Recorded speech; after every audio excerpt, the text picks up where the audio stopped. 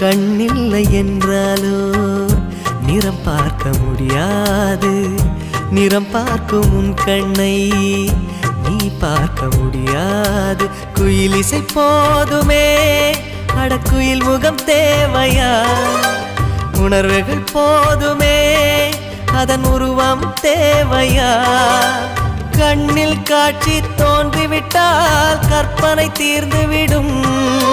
கண்ணில் தோன்றா காட்சியில்தான் கற்பனை வளர்ந்துவிடும்.